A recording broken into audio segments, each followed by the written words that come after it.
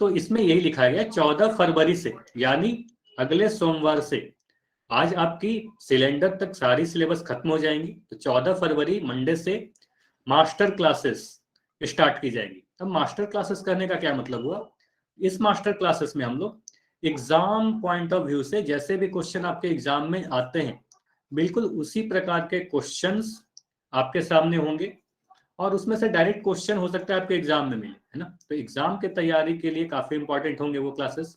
तो सभी को वो क्लासेस करने, है ना, तो सभी लोगों को क्लासेस कीजिएगा। समय वही रहेगा 7 से 8, लिंक वही रहेगा, जिस लिंक पर आप क्लास क्लिक करके आते हो बिल्कुल सारी चीजें सेम रहेंगी। पढ़ाऊंगा ही मैं, टीचर भी वही रहेगा, है ना। तो बस जिस तरीके से आप क्लास करते हो उसी तरीके से क्लास करना है। बस इसमें करेंगे क्या, रिवीजन करेंगे। एग्जाम पॉइंट ऑफ व्यू से जैसे क्वेश्चन होंगे बिल्कुल उसी तरीके के क्वेश्चन करेंगे, जैसा भी क्वेश्चन आपके एग्जाम में आते हैं वो सारे क्वेश्चन करेंगे। एक एक टॉपिक चुनेंगे, कोई एक चैप्टर चुनेंगे, उस चैप्टर में जितने प्रकार के क्वेश्चन आपके एग्जाम में आ सकते हैं बिल्कुल वो सारे क्वेश्चन को हम लोग करेंगे। ठीक है, चलिए तो आगे बढ़ते हैं। लास्ट क्लास में हम लोगों ने क्या पढ़ा, घनाभ का आयतन पढ़ा। क्या पढ़ रहे थे? हाँ पवन बताइए क्या डाउट है, माइक ऑन करके पूछ लीजिए। आप चैट में लिख रहे हो, माइक ऑन करके पूछ लो अगर कोई डाउट है तो। क्लासेस, सर देखो सर क्लासेस क्लासेस डेली आएंगी? जैसे क्लासेस चल रही थी ना उसमें कोई चेंजेस नहीं है। तो अभी तक क्लासेस 3 दिन चल रही थी ना, तो अभी भी 3 दिन ही चलेगी, मंडे वेडनेसडे और फ्राइडे। ठीक है, ओके सर। तो उसमें कोई भी चेंज नहीं है, टाइम भी वही रहेगा, दिन भी वही रहेगा, लिंक भी वही रहेगा। ठीक है, उसी लिंक पे क्लिक करके आपको क्लास करना। ठीक है, एक बार क्लास के एंड में मैं अनाउंस कर दूंगा, सारी चीज समझा दूंगा। ठीक है, ओके चलिए सर। अभी पढ़ाई करते हैं। तो लास्ट क्लास में आपको घनाभ का आयतन पढ़ाया गया था, वॉल्यूम ऑफ क्यूबॉइड पढ़ाई गई थी। तो इसमें आपको यही बताया गया था किसी भी घनाभ की अगर लंबाई आपको दिया गया, मान लो उसे ए लिख दे रहे हैं, चौड़ाई अगर दिया गया जिसे बी लिख देते हैं, और ऊंचाई को अगर एच लिख दे रहे हैं, यानी एल बी एच का मान आपको दिया गया है अगर, तो घनाभ का आयतन क्या होता है, लंबाई चौड़ाई और ऊंचाई को गुना कर देते हो, यानी आप लिखते हो L into B into H. या इसको शॉर्ट फॉर्म में हमने इस तरीके से लिखा था एल बी एच। तो एल बी एच लिखने का क्या मतलब हुआ, L into B into H, लंबाई चौड़ाई ऊंचाई को क्या करते हैं, गुना कर देते हैं, घनाभ का आयतन आ जाता है। ठीक, इसके बाद अगर आपको याद हो तो हम लोगों ने घन के बारे में भी पढ़ा था, है ना। तो घन के बारे में भी पढ़ा था कि घन का जो वॉल्यूम होता है, जो आयतन होता है, वो ए का क्यूब होता है। ए का क्यूब कहने का मतलब हुआ भुजा का क्यूब, है ना, भुजा का क्यूब यानी भुजा का घन कर देते हैं। तो इस पे क्वेश्चन नहीं हो पाया था लास्ट क्लास में, है ना। तो अभी क्या करेंगे, थोड़ा सा इसको रिवाइज कर लेंगे जल्दी से, फिर क्वेश्चन कर लेंगे। ठीक है, चलिए पहले तो एक रिकॉल क्वेश्चन करते हैं घनाभ पे। तो पहला क्वेश्चन है, बिल्कुल ऐसा क्वेश्चन लास्ट क्लास में भी कराया गया था। क्वेश्चन में समझा देता हूं, एक घनाभ के आकार का क्या है, पानी की टंकी है, लंबाई दी गई है 10 मीटर, तो आप लिखोगे सर एल बराबर 10 मीटर। डी यानी चौड़ाई दिया गया है 5 मीटर, और गहराई कहने का मतलब आप कहते हो गहराई ऊंचाई हो जाता है तो ये 4 मीटर है। ठीक है, लंबाई चौड़ाई ऊंचाई दे दिया गया है। इसमें बोला जा रहा है कितने लीटर पानी आ सकता है, तो आपको लीटर में आंसर बताना है ना। तो ट्राई कीजिएगा, देखिए इसमें कितना लीटर पानी आ सकता है ऐसे टंकी में।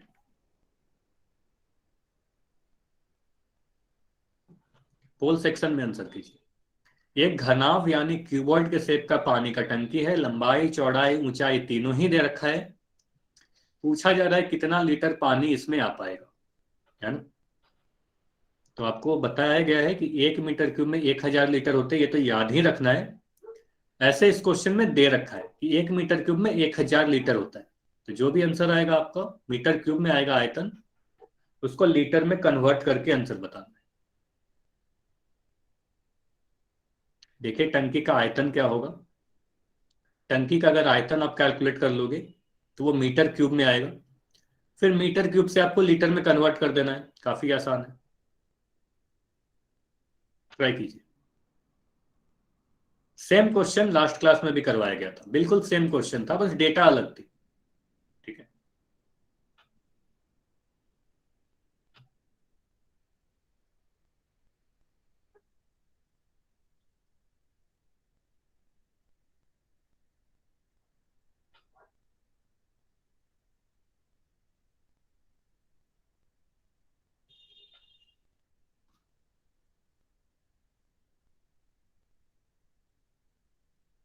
देखिए, टंकी की लंबाई, चौड़ाई, ऊंचाई अगर तीनों ही दे रखी है तो टंकी का आयतन तो आप काफी आसानी से कैलकुलेट कर लोगे। लेकिन टंकी का आयतन जो आएगा वो मीटर क्यूब में आएगा, तो उसको आपको क्या करना है, लीटर में कन्वर्ट कर देना है। तो आप देखिए लीटर में कन्वर्ट कैसे करोगे। चलिए 15 सेकेंड्स और रुकते हैं, 15 सेकेंड्स में अब एंड किया जाएगा। आखिरी 15 सेकेंड और है।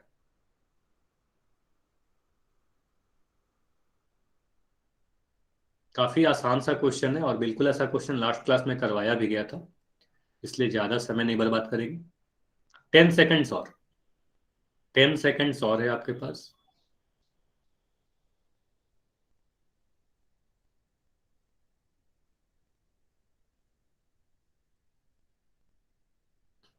5 सेकेंड और। 5, 4, 3, 2, 1। चलिए अब मैं पोल को एंड कर रहा हूं। अब कोई भी डाउट हो, अगर जब मैं सोल्व कर रहा हूं कोई भी डाउट हो तो चैट सेक्शन में लिख दीजिएगा। देखिए यहां पर क्या बोला जा रहा है, एक घनाभ के आकार का टंकी है ना, मतलब क्यूबॉइड है। इसकी लंबाई 10 मीटर दी गई है। अगर लंबाई 10 मीटर तो मैं लिख दिया एल बराबर 10 मीटर। चौड़ाई दिया गया 5 मीटर, है ना, तो मैं लिख दे रहा हूं बी बराबर 5 मीटर। 4 मीटर गहरी है। 4 मीटर गहरी मतलब अगर गहराई दिया गया तो गहराई को ही आप ऊंचाई कहते हो, तो एच बराबर लिख दिया 4 मीटर। ठीक है। यहां से आप क्या करोगे, टंकी का आयतन कैलकुलेट करोगे। तो अगर आप टंकी का आयतन कैलकुलेट करोगे तो टंकी का आयतन कितना आएगा, आप बोलोगे L into B into H. अब L into B into H क्यों किया, क्योंकि लंबाई चौड़ाई ऊंचाई को गुना करते हैं तभी घनाभ का आयतन आता है ना, तो घनाभ के आकार का टंकी इसलिए L into B into H किया। अब एल का मान आपको दिख रहा है 10, बी यानी चौड़ाई का मान आपको दिख रहा है 5 और ऊंचाई का मान दिख रहा है 4। ठीक है, 10 इंटू 5 इंटू 4। इकाई क्या लिखेंगे, मीटर क्यूब, क्योंकि सभी मीटर में दिए गए तो मीटर क्यूब हो गया। यहां से क्या आएगा 200 मीटर क्यूब, है ना, तो 200 मीटर क्यूब। तो क्या हमारा ऑप्शन डी आंसर होगा क्या, यस या नो, ये बताइए पहले। ऑप्शन डी हमारा आंसर होगा क्या 200? नहीं, 200 नहीं होगा, क्योंकि यहां पर ध्यान से अगर आप देखोगे ना तो आपको दिखेगा ये मीटर क्यूब में आया है। मीटर क्यूब में आया, क्या करोगे, इसको लीटर में कन्वर्ट करोगे तो आपको पता है कि आयतन मीटर क्यूब में आया है, तो 1 मीटर क्यूब 1000 लीटर के बराबर होते हैं। तो ये सीधे सीधे याद करना है आपको, है ना, क्वेश्चन पेपर में ऐसे दिया गया है यहाँ पर, लेकिन नहीं भी दिया रहे तो भी आपको पता होना चाहिए 1 मीटर क्यूब 1000 लीटर होता है। तो अगर 1 मीटर 1000 लीटर के बराबर होता है तो 200 मीटर क्यूब कितना होगा, तो 200 मीटर के लिए 200 में 1000 से गुना कर दोगे, तो 200 में 1000 से गुना करोगे तो दो के बाद कितने शून्य आएंगे, 5 शून्य आ जाएंगे ना, 3 यहां से 2 यहां से, है ना, तो 5 शून्य आ गए, तो इतना लीटर आ जाएगा, है ना, तो इतना 2 लाख लीटर आ गया, है ना।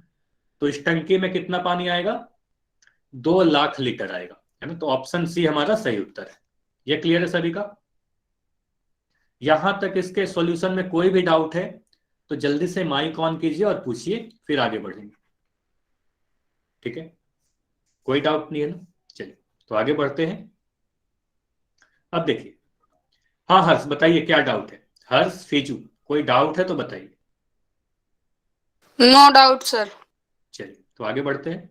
अब देखिए यहां तक हमने पढ़ रखा था वॉल्यूम ऑफ क्यूबॉइड, तो ये लास्ट क्लास की ही टॉपिक है। लास्ट क्लास में हमने यहां तक पढ़ रखा था कि घन का आयतन क्या होता है। एक बार मैं जल्दी से रिवाइज करवा दे रहा हूं, अगर किसी का क्लास छूट गया था तो, है ना, इसका क्वेश्चन नहीं हो पाया था इसलिए मैं यह फिर से करवा दे रहा हूं। ठीक है, तो घन का आयतन क्या होता है, जितना भी स्थान है घेरे, इसके आयतन के लिए आपको एक फॉर्मूला पढ़ाया गया था। तो किसी भी घन का जो आयतन होता है उसके भुजा, है ना, भुजा को क्या करते हैं, भुजा का क्यूब कर देते हैं।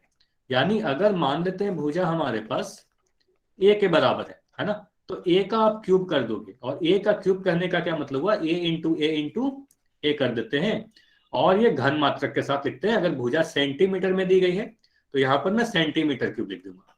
अगर भुजा हमारा मीटर में दिया रहेगा तो मैं यहाँ पर मीटर क्यूब लिख दूंगा। ठीक है, यही चीज लास्ट क्लास में बताया गया था। उदाहरण के तौर पर मैं आपको बोलूं, अगर किसी घन की भुजा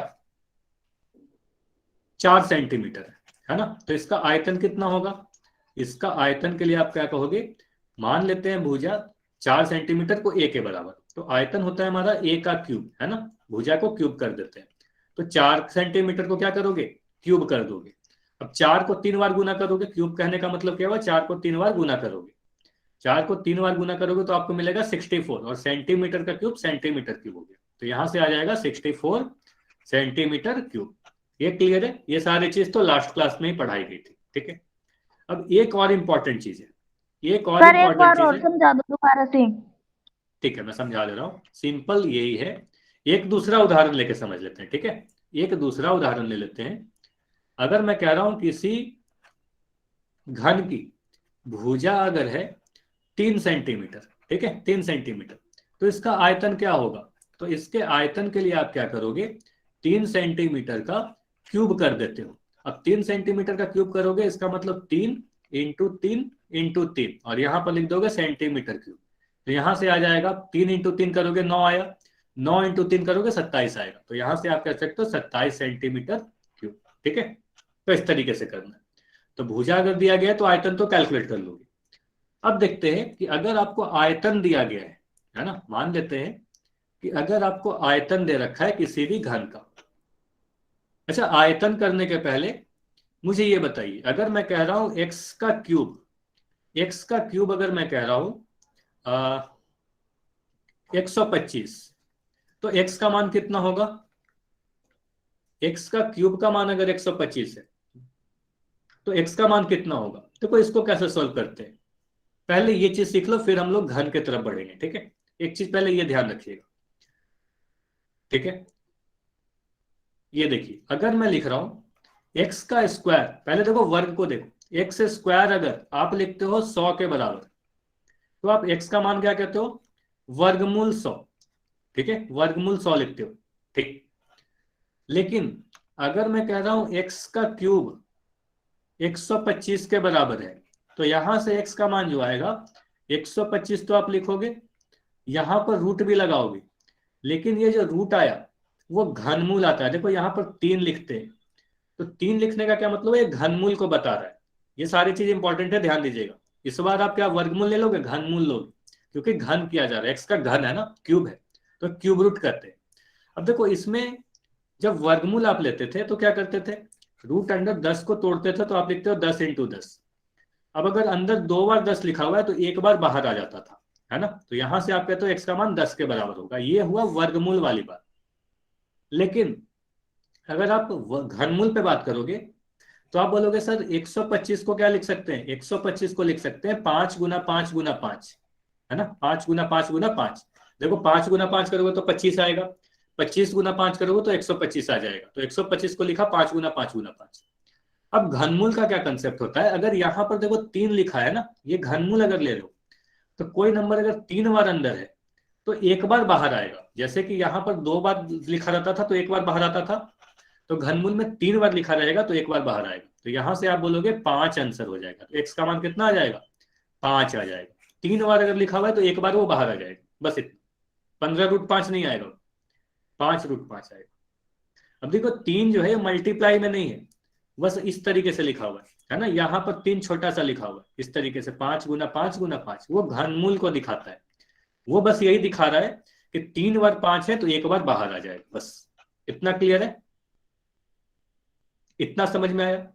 अब देखो अगर ये सारी चीज आपको समझ में आ गई है, अब हम लोग एक क्वेश्चन आपसे पूछते हैं और इसका आंसर आप लोग दीजिएगा, चैट सेक्शन में ही अभी आंसर देना है। अगर मैं आपसे बोल रहा हूं किसी घन का, किसी घन का आयतन जो है 216 सेंटीमीटर क्यूब है, तो इसकी भुजा क्या होगी, इसकी भुजा क्या होगी, ये बताइएगा। घन का आयतन अगर 216 सेंटीमीटर क्यूब है, अच्छा जिनका भी माइक ऑन है पहले माइक बंद कीजिए। प्रदीप के नाम से जो भी बच्चे हो अपना माइक बंद करो प्लीज।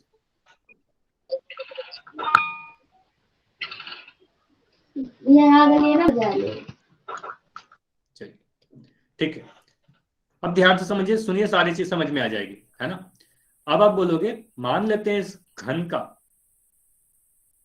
भुजा, अच्छा, जिनका भी माइक ऑन हो रहा है बार बार, संदीप के नाम से जो बच्चे हो, चलिए चलिए अब ध्यान से देखिए। मान लो भुजा को आप x के बराबर या a के बराबर, आप ऐसे ही करना, भुजा को a के बराबर मान लिया, ठीक है। भुजा अगर a के बराबर है तो आयतन कितना होगा, आप बोलोगे अगर भुजा a के बराबर है तो आयतन हमारे पास हो जाएगा a का क्यूब, है ना, a का क्यूब। घन के बारे में आप करते हो, a का क्यूब हो जाएगा। अच्छा, किसी का माइक बार बार ऑन हो रहा है, अब मैं क्लास से आपको रिमूव कर रहा हूँ। नीरज के नाम से जो भी बच्चे हो, मैं आपको क्लास से रिमूव कर रहा हूँ क्योंकि आप बार बार क्लास को डिस्टर्ब कर रहे हो। चलिए सर प्रदीप का भी माइक ऑन है। नहीं, चलिए अब देखिए, भुजा a के बराबर है तो आयतन हमारा a क्यूब के बराबर हो गया। अब आप कह रहे हो कि a क्यूब हमारा आयतन है अगर भुजा a है तो, और यही 216 के बराबर दे रखा है, तो हम लिख सकते हैं ना a क्यूब का ही मान 216 के बराबर होगा। a क्यूब का मान कितना हुआ, 216 के बराबर हुआ। अब a क्यूब का मान अगर 216 का बराबर है तो यहां से आप बोलोगे a का मान कितना आएगा, a का मान आएगा घनमूल 216। यही अभी सिखाया जा रहा था, अगर आपने वो नहीं भी समझ में आया तो ध्यान से सुनिए, सारी चीज अब फिर से समझ में आ जाएगी। तो आप इस तरीके से लिखते हो, a का घन अगर 216 के बराबर है तो a का मान घनमूल 216, 216 पे रूट लगाओगे, 3 वहां पर छोटा सा लिखोगे, इसका मतलब घनमूल 216 है। अब क्या करोगे, 216 को फैक्टराइज करोगे, इसका गुणनखंड लिखोगे। तो 216 को अगर मैं गुणनखंड कर रहा हूं तो देखो किस तरीके से करेंगे, है ना। तो 2 से काटोगे तो आपको कट्टा दिखेगा 108 बार में, फिर 2 से मैं काटू इसे तो 54 बार में कटेगा, फिर 2 से काटोगे तो कितने बार में कटेगा, ये 27 बार में कटेगा। फिर इसको मैं 3 से काट रहा हूं तो ये 3 बार में कटा, 9 बार में कटेगा, है ना। फिर मैं इसको 3 से काट रहा हूं तो ये 3 बार में कटेगा, फिर 3 से काट रहा हूं तो 1 बार में कटेगा, है ना। एक आ गया, अब नहीं करेंगे। अब यहां से देखो आप क्या लिख सकते हो, आप 216 को क्या लिखोगे, आप लिखोगे, ये सारी चीजें तो मैं इस तरीके से लिख दे रहा हूं, घनमूल भी लिख दे रहा हूं। देखो कितने बार 2 आया, 1 2 3, 3 बार 2 आया ना, तो 3 बार आप 2 को लिखोगे, ठीक है। 3 कितने बार आया, 1 2 3, 3 बार मैं 3 को लिख रहा हूं, ठीक है। 3 गुना 3 गुना 3, ठीक। अब देखो घनमूल का क्या कंसेप्ट है, अगर यहां पर 3 है, घनमूल की बात की जा रही है, वर्गमूल नहीं है, ये घनमूल है, उससे अलग है।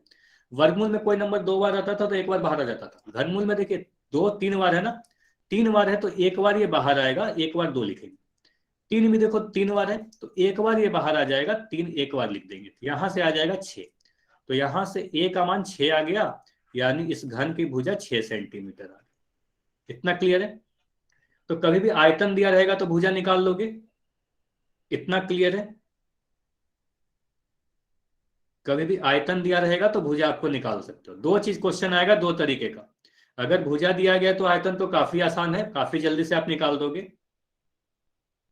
दो, आप क्या पूछना चाह रहे हो, तनु आप माइक ऑन करके बताइएगा। सर जो आपने ये 3 बारी 2 लिखा है, क्या इनको 2 बारी भी निकाल के बाहर निकाल सकते हैं? आप 2 बार कैसे लिखोगे, आप बताओ, मैं लिख रहा हूं। आप सिर्फ 2 × 2 × 3 × 3 लिखोगे तो, नो सर। हाँ बताइए, बताइए आप क्या कहना चाह रही है, मैं लिख रहा हूं।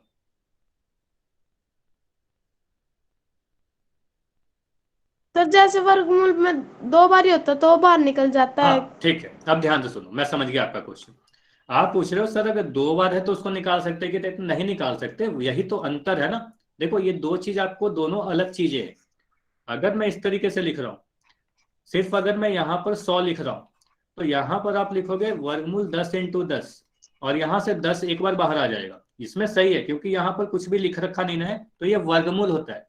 तो वर्गमूल का कंसेप्ट है कि 2 बार अंदर रहेगा तो 1 बार बाहर आ जाएगा। घनमूल में 3 नंबर अगर प्रोडक्ट में रहेंगे, 3 नंबर अगर गुना में रहेंगे तभी वो बाहर आएंगे, है ना।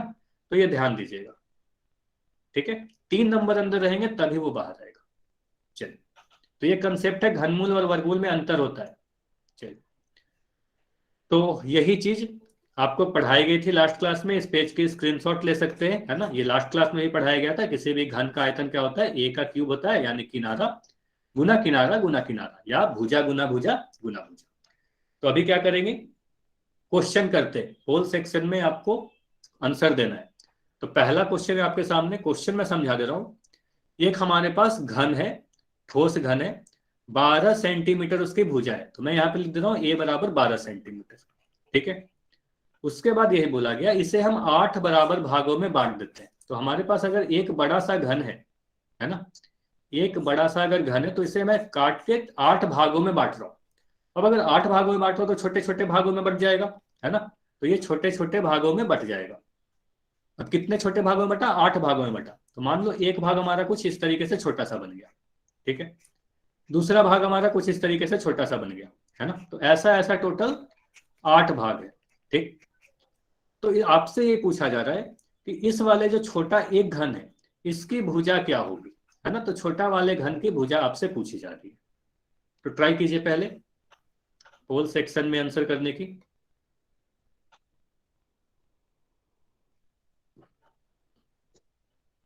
एक बड़ा घन है जिसका भुजा 12 सेंटीमीटर है, इसको 8 छोटे छोटे घनों में बांटा जा रहा है और सभी घन बराबर बराबर है। तो जो नया वाला घन है, नए घन की क्या भुजा होगी, है ना। तो नए वाले घन की भुजा पूछी जा रही है। तो नए वाले घन की भुजा की लंबाई बतानी है आप। तो आप ये देखिए, मैं हिंट दे दे रहा हूं। सबसे पहले आप क्या करोगे, देखो मैं हिंट दे दे रहा हूं, इसके अकॉर्डिंग आप काम करो, आंसर आ जाएगा। सबसे पहले आप इस बड़े वाले घन का आयतन निकालोगे, है ना। तो इसका आप आयतन कैलकुलेट करोगे। अब जो भी आयतन आएगा ये पूरे 8 भाग का आयतन है ना। ये 8 घन का आयतन है एक तरीके से, क्योंकि इसी से काट के 8 भाग बनाएंगे। तो अगर 8 घन का आयतन ये है तो एक घन का आयतन आप कैलकुलेट करोगे, एक छोटा वाला घन का आयतन आप कैलकुलेट कर लो। अब एक छोटा घन का आयतन अगर पता है तो उसकी भुजा आप निकाल सकते हो, अभी आपको बताया गया था।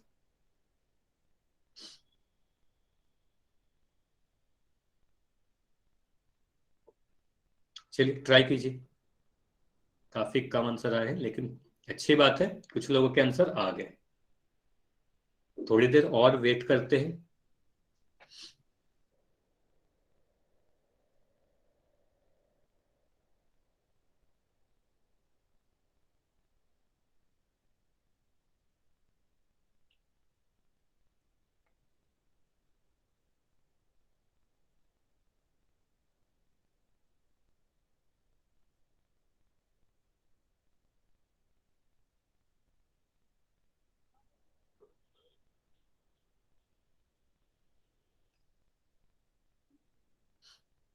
चलिए सभी लोग पोल सेक्शन में आंसर करिए।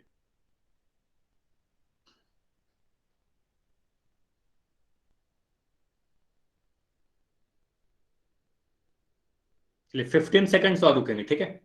आखिरी 15 सेकंड और है, उसके बाद मैं सॉल्व करूंगा।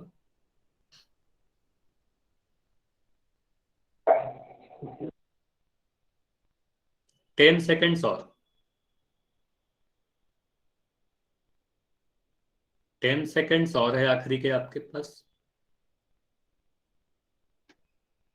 5 सेकंड्स और, 5, 4, 3, 2, 1। चलिए अब मैं पोल को एंड कर रहा हूं। अब आपका चैट ओपन है, कोई भी डाउट हो, जिस वक्त डाउट होगा चैट सेक्शन में आप लिख के पूछ लेना, ठीक है। चलिए अब मैं ये सारी चीजें को इरेज कर रहा हूं। अब देखिए यहां पर यही बोला गया है कि एक घन का भुजा कितना है, 12 सेंटीमीटर है। तो मैं कह रहा हूं ए का मान 12 सेंटीमीटर दिया गया है। तो सबसे पहले क्या करोगे, सबसे बड़ी वाली जो घन है हमारे पास इसका आयतन कैलकुलेट करोगे। तो ये बताइए अगर भुजा ए का मान 12 सेंटीमीटर है तो यहां से आयतन कितना आ जाएगा। यहां से आप आयतन यानी वॉल्यूम कैलकुलेट करोगे तो आप बोलोगे ए का क्यूब कर देते हैं सर, घन कर देते हैं। तो यहां से हमारे पास आ रहा है 12 × 12 × 12, है ना, सेंटीमीटर क्यूब। तो ये जो आया, ये 12 × 12 × 12 क्या आया, बड़ा वाला घन का आयतन आया।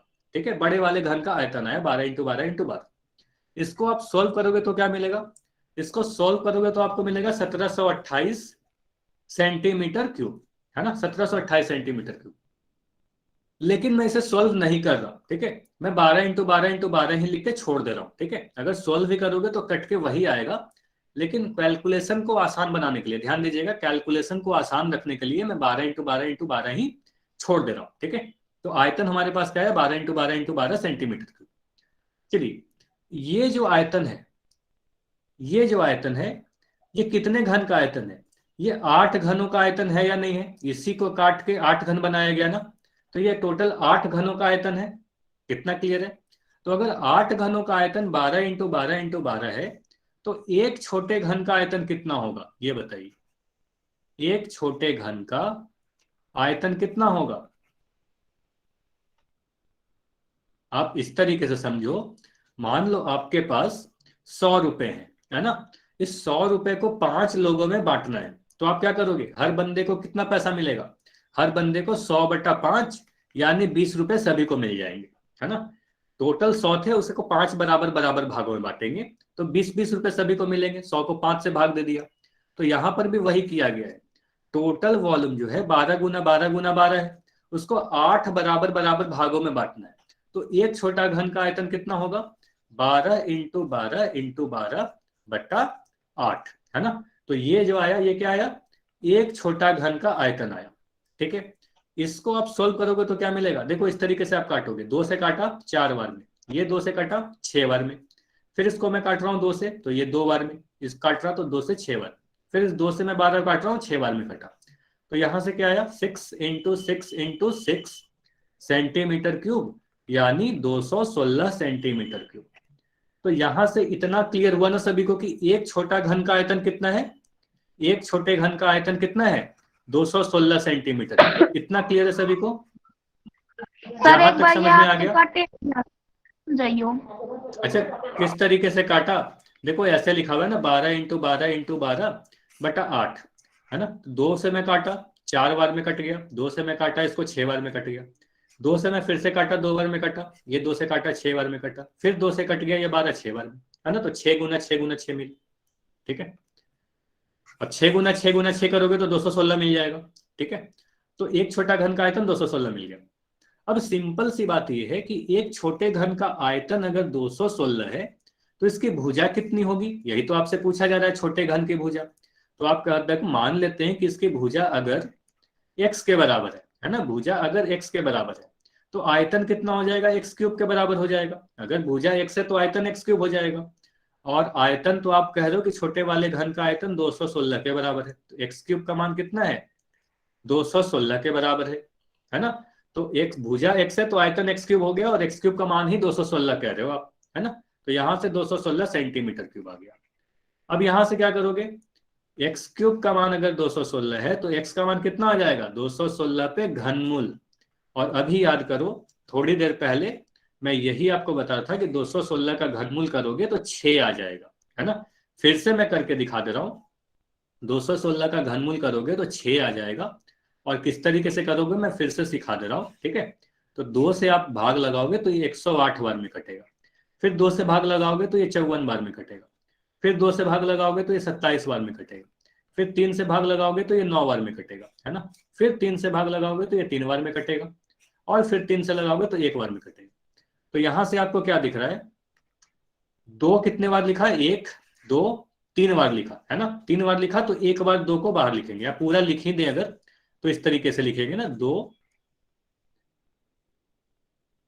अगर मैं सारी चीज लिखूं तो आप इस तरीके से लिखोगे, 216 को लिखोगे 2 × 2 × 2, और 3 × 3 × 3, है ना। 3 भी 3 बार आया है, 2 भी 3 बार आया है। तो यहां से आप लिखोगे 3 बार 2 है तो 1 बार 2 बाहर लिया, फिर 3 3 बार है तो 1 बार बाहर लिया, तो यहां से आ जाएगा आपके पास 6 सेंटीमीटर, है ना। तो अगर आयतन हमारे पास 216 है छोटे वाले की, है ना, तो भुजा कितनी हो जाएगी, तो भुजा हमारे पास 6 सेंटीमीटर हो जाएगी, है ना। तो ऑप्शन सी हमारा सही उत्तर है। इतना क्लियर है सभी का, ये समझ में आया कि आयतन अगर दिया गया तो भुजा निकाल लेंगे, है ना। भुजा दिया गया तो आयतन निकाल लेंगे, आयतन दिया गया तो भुजा निकाल लेंगे। तो यहां से आ गया 6 सेंटीमीटर। चलिए, तो आगे बढ़ते हैं अगले क्वेश्चन की तरफ। तो एक क्वेश्चन है, इसको मैं पहले समझा दे रहा हूं, ठीक है। अभी कोई भी आंसर नहीं करेगा, ना ही चैट सेक्शन में। चलिए अब ध्यान से समझिए। एक घन के आकार का टंकी है। टंकी कैसा है? घन के आकार का, क्यूब के शेप का। ये ध्यान दीजिएगा, घनाभ में और घन में अंतर होता है। घनाभाकार नहीं बोला गया, घनाकार बोला गया, घन के आकार का। इसकी धारिता 64,000 लीटर पानी की है, मतलब इसमें पानी कितना आएगा? 64,000 लीटर। तो आपसे पूछी जा रही है इस घन के आकार का जो टंकी है इसकी ऊंचाई बताइए, है ना। तो ऊंचाई आपसे पूछा जा रहा है, जिसे आप ए कह सकते हो। तो आपको पता है कि अगर घन है तो इसकी लंबाई, चौड़ाई, ऊंचाई सभी बराबर होंगे, है ना। तो अगर किसी भी भुजा की आप लंबाई अगर निकाल दो, है ना, किसी भी भुजा की आप लंबाई निकाल लो, मान लो ए कह रहे हो, तो जो भी इसकी भुजा की लंबाई होगी वही इसका ऊंचाई हो जाएगा। तो इसकी भुजा की ही लंबाई आपसे एक तरीके से पूछा जा रहा है, धारिता देके। तो ट्राई कीजिए। तो क्वेश्चन में दिया गया है इसकी धारिता कितनी है? 64,000 लीटर। तो इसको तो पहले आप मीटर क्यूब में बदल दोगे, क्योंकि ऊंचाई मीटर में आप बताओगे, सभी ऑप्शन भी मीटर में दिया गया है। तो टंकी की ऊंचाई का मतलब यही हुआ, इस घन की भुजा आपसे पूछी जा रही है। तो भुजा बताइए, जो भी भुजा होगी वही उसकी लंबाई होगी, वही उसकी चौड़ाई होगी, वही उसकी ऊंचाई होगी, है ना।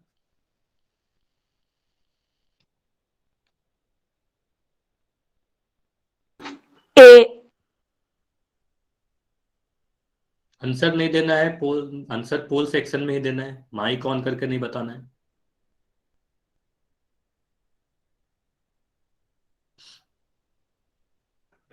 टंकी घन के आकार का है, धारिता दिया गया 64,000 लीटर।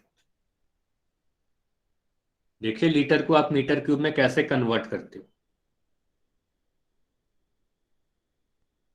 फिर मीटर क्यूब में कन्वर्ट कर दोगे तो आपको पता चलेगा टंकी का आयतन कितना है।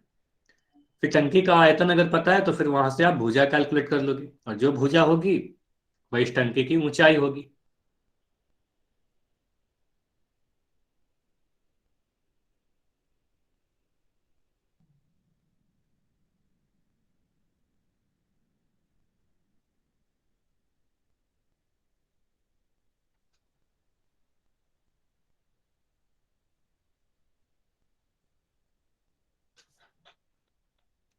चलिए, वेरी गुड, काफी लोगों के आंसर आ रहे हैं और बहुतों के आंसर सही आ रहे हैं, है ना।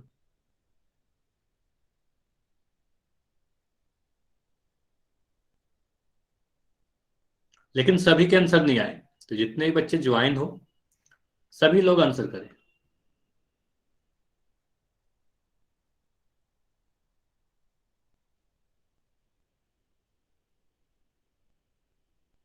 ठीक है।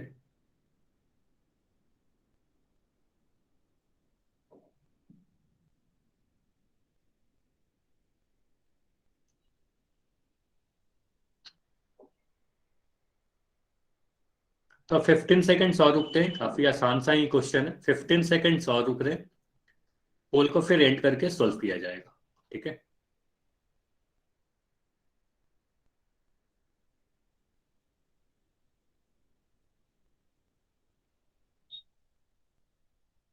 टेन सेकेंड्स और, आखिरी 10 सेकेंड।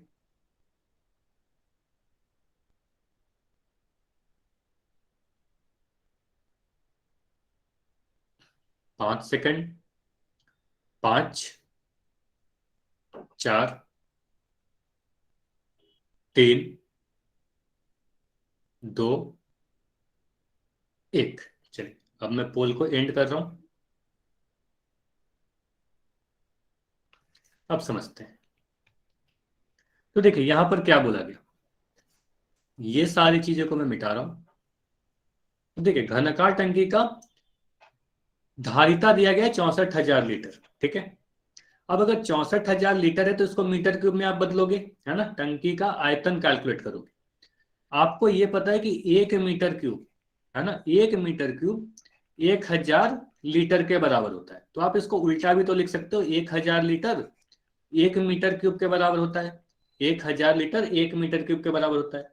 तो 1,000 लीटर अगर 1 मीटर क्यूब के बराबर होता है तो 2,000 लीटर 2 मीटर क्यूब के बराबर होगा, 3,000 लीटर 3 मीटर क्यूब के बराबर होगा, 4,000 लीटर 4 मीटर क्यूब के बराबर होगा, 50,000 लीटर 50 मीटर क्यूब के बराबर होगा।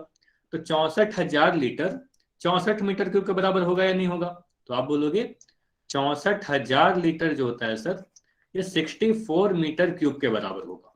इतना क्लियर है? 1,000 लीटर अगर 1 मीटर क्यूब के बराबर, तो 64,000 लीटर 64 मीटर क्यूब के बराबर। ठीक है। अब बोल रहे हो कि इस टंकी का जो आयतन है, टंकी का आयतन आ गया 64 मीटर क्यूब, या क्या है, आयतन है।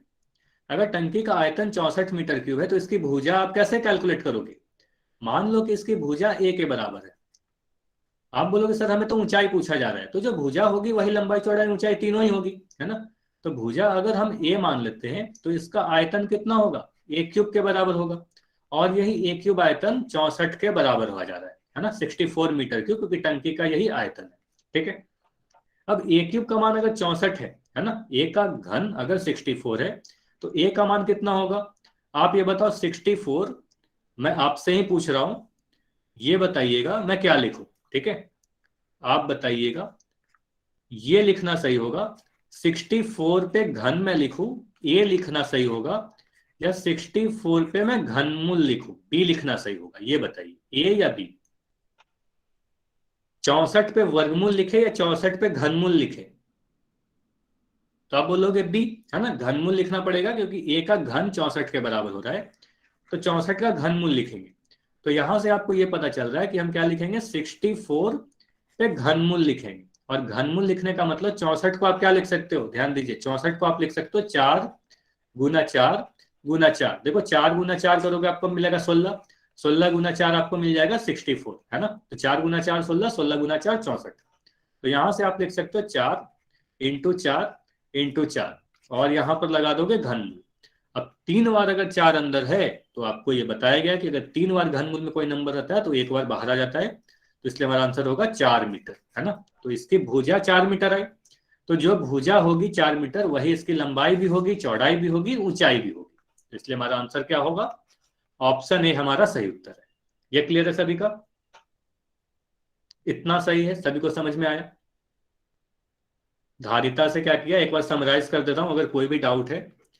तो सबसे पहले क्या किया, धारिता से मीटर क्यूब में आयतन निकाल लिया, अगर आयतन पता है तो वहां से भुजा निकाल लिया घन मूल्य। ठीक है, चलिए, ठीक है। तो अब हम लोग पढ़ते हैं बेलन, है ना। तो अब हमें क्या पढ़ना है, आयतन के बारे में तो आप सभी को अभी तक पता चल गया है कि आयतन क्या होता है, वॉल्यूम क्या होता है ना। वॉल्यूम या आयतन क्या होता है, कोई भी ठोस आकृति जितना भी स्थान हवा में घेरती है वही उसका आयतन कहलाता है। ठीक है। तो बेलन का भी आयतन वही होगा। बेलन क्या है, एक ठोस आकृति है ना। आपको पता है कि कोई भी बेलन एक 3D शेप है ना। 3D शेप कहने का क्या मतलब हुआ, सॉलिड शेप है यानी ठोस आकृति है। ठीक है, ठोस आकृति है यानी सॉलिड शेप है। अब अगर 3D शेप है या सॉलिड शेप है तो ये हवा में कुछ स्थान घेर रही है। अब हवा में कुछ स्थान घेर रही है तो उसी के मेजरमेंट को, जितना भी स्थान हवा में घेर रही है उसी के मेजरमेंट को उसका आयतन बोलेंगे। तो सबसे पहले मैं फॉर्मूला बता दे रहा हूं। ठीक है, किसी भी बेलन का आयतन का फॉर्मूला क्या होता है, तो आयतन का जो फॉर्मूला होता है, पहले फॉर्मूला नोट कर लीजिए सभी लोग। फॉर्मूला होता है pi R square into H. क्या होता है formula, pi R square into H. अब देखते हैं फॉर्मूला आया कैसे। ये तो सभी को पता होगा, पढ़े भी होंगे आप लोग, पाई आर स्क्वायर एच होता है वही बेलन का आयतन। अब देखते हैं ये फॉर्मूला आता कैसे है ना। तो कोई भी बेलन के लिए आपको ऐसे याद रखना है, बेलन का आयतन के लिए आप क्या याद रखोगे, बेलन का आयतन आप करोगे आधार का क्षेत्रफल। ठीक है, क्या लिखा, आधार का क्षेत्रफल गुना ऊंचाई। ठीक है, ऊंचाई। अगर आधार के क्षेत्रफल में आप ऊंचाई से गुना कर दोगे तो बेलन का आयतन आ जाएगा। कोई भी ठोस आकृति अगर ऐसा हो जिसका नीचे वाला भाग और ऊपर वाला भाग बिल्कुल एक जैसा हो तो उसके लिए ये फार्मूला सही होता है। मतलब आप बेलन में कह सकते हो इसका सर ये वाला आधार नीचे वाला और ऊपर वाला बिल्कुल एक जैसा होता है, तो इसका आयतन के लिए हम लगा सकते हैं आधार का क्षेत्रफल इंटू ऊंचाई। ठीक है। अब आधार का क्षेत्रफल के लिए क्या करोगे, आधार में क्या है, एक वृत्त है।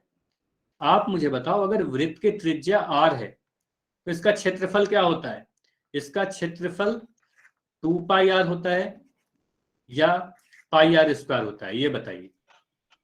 एक वृत्त का, सर्कल का क्षेत्रफल क्या होता है, अगर त्रिज्या r है तो 2 पाई r होता है या पाई r स्क्वायर होता है, ए या बी, पाई आर ये स्क्वायर। बताइए। ठीक है, बी होगा ना, बी होगा पाई आर स्क्वायर। ठीक है, तो आप कहोगे सर आधार का क्षेत्रफल तो पाई आर स्क्वायर होगा, क्योंकि बेलन के आधार में क्या होता है, एक वृत्त होता है, तो यहां पाई पर आर बोलोगे स्क्वायर। Pi R square. ठीक है, पाई आर स्क्वायर लिख दिया।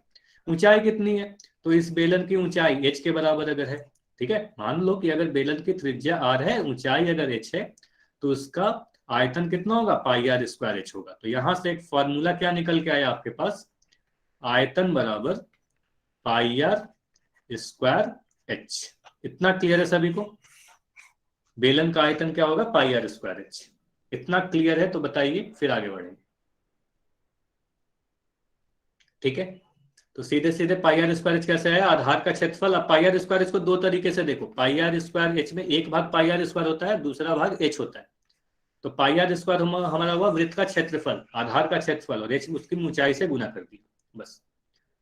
हाँ तरुण, आप बताइए क्या डाउट है आपका इसमें? तो बस सिंपल यही किया ना, आधार के क्षेत्रफल में ऊंचाई से गुना कर दिया। आधार है हमारा एक वृत्त, वृत्त की त्रिज्या अगर आर है तो उसका आधार का क्षेत्रफल होगा pi R square, pi R square में एच से गुना कर दिया, ऊंचाई से गुना कर दिया, तो आयतन आ गया, है ना। चलिए,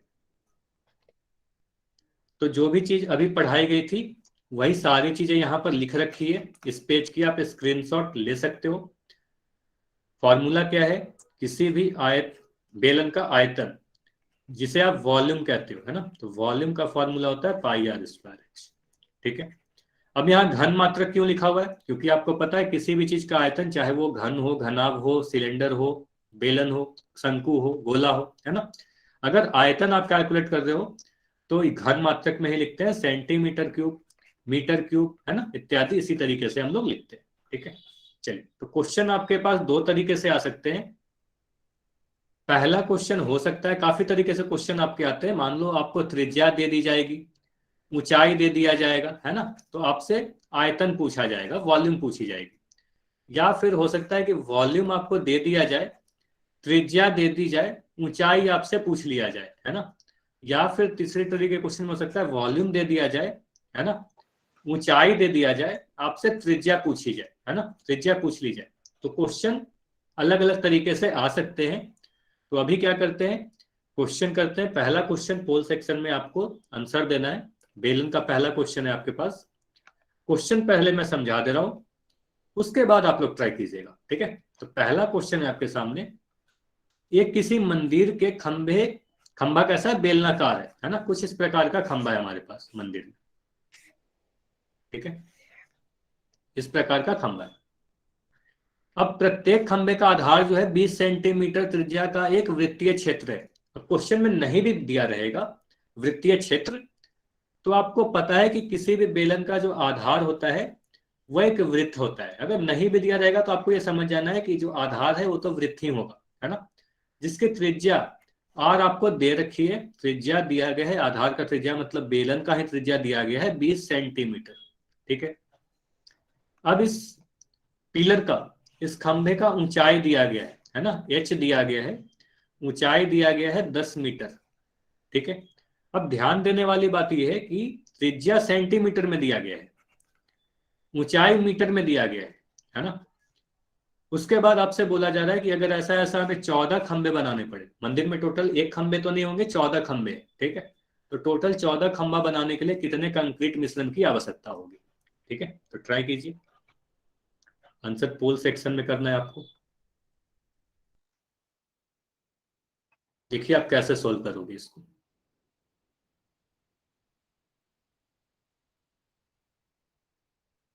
यहां ध्यान दीजिएगा कि त्रिज्या सेंटीमीटर में दिया गया है, ऊंचाई मीटर में दिया गया है, तो या तो त्रिज्या को आप मीटर में कन्वर्ट कर सकते हो या ऊंचाई को सेंटीमीटर में कन्वर्ट करोगे। कन्वर्ट करने के बाद ही कोई कैलकुलेशन करोगे, क्योंकि मैथ्स में इंपॉर्टेंट चीज ये होती है कि जितने भी डेटा हम लोग ले रहे हैं सभी को एक ही इकाई में ले। ठीक है, सेम यूनिट में लेना पड़ेगा, समान इकाई में लेना पड़ेगा। त्रिज्या सेंटीमीटर में, ऊंचाई मीटर में आप नहीं ले सकते, तो या तो दोनों को मीटर में बदल दो या दोनों को सेंटीमीटर में बदल दो। तो आप देखिए एक पिलर का, एक खंबे का आयतन क्या होगा। अब एक खंबे का आयतन अगर निकल जाएगा तो फिर 14 खंबे का आयतन क्या होगा, 14 से गुना कर दोगे, है ना।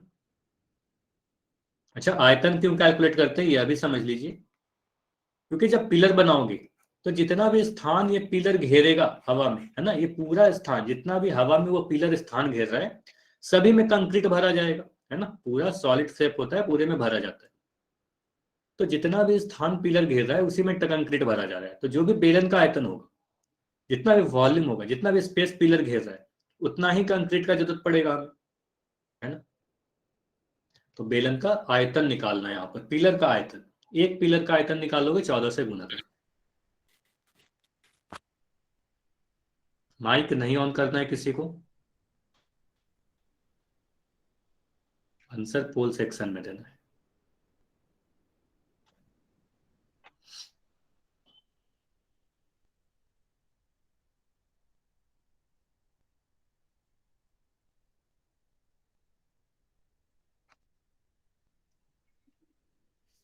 और जो बच्चे क्लास लेट से ज्वाइन किए हो उनको मैं ये बता दूं कि आज क्लास जब आपकी खत्म होगी तो क्लास के एंड में कोई लेफ्ट करके नहीं जाएगा होमवर्क नोट करने के बाद। एक इम्पॉर्टेंट अनाउंसमेंट है, सोमवार से मास्टर क्लासेस स्टार्ट की जा रही है। मास्टर क्लासेस कहने का मतलब ये हुआ कि हम लोग एग्जाम पॉइंट ऑफ व्यू से जितने भी इंपॉर्टेंट कंसेप्ट होंगे उन पे आधारित क्वेश्चंस करवाए जाएंगे आप सभी को, ठीक है। तो वो अनाउंसमेंट एक बार लास्ट में भी कर दिया जाएगा, एक बार आपको दिखा दी जाएंगी, ठीक है। तो लास्ट में कोई भी लेफ्ट करके नहीं जाएगा।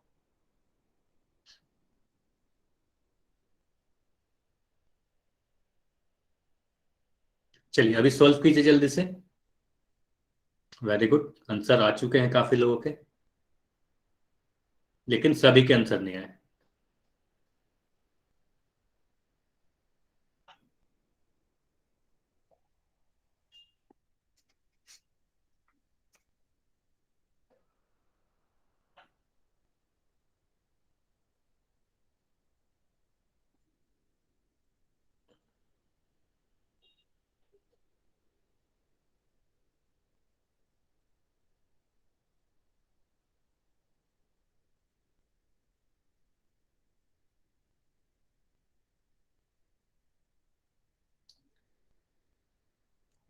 चलिए अभी भी काफी कम लोगों के आंसर आए हैं, तो ट्राई कीजिए जल्दी से पोल सेक्शन में आंसर करने का।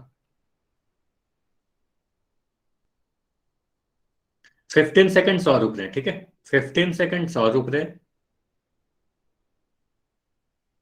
फिर मैं सॉल्व करूंगा, ठीक है। फिर कोई भी डाउट होगा तो पूछिएगा।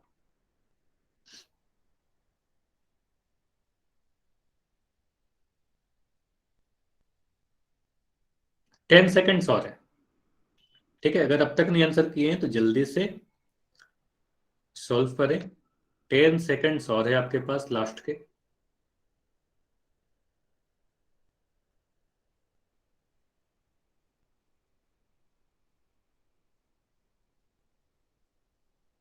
पांच सेकंड, ठीक है।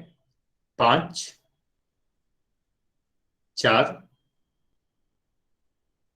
3 2 1। चलिए अब मैं पोल को एंड कर रहा हूं।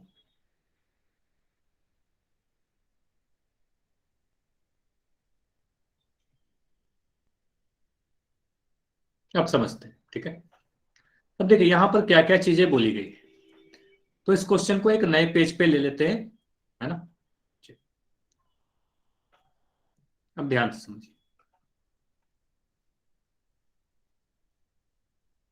क्वेश्चन सभी को दिख रहा है। चलिए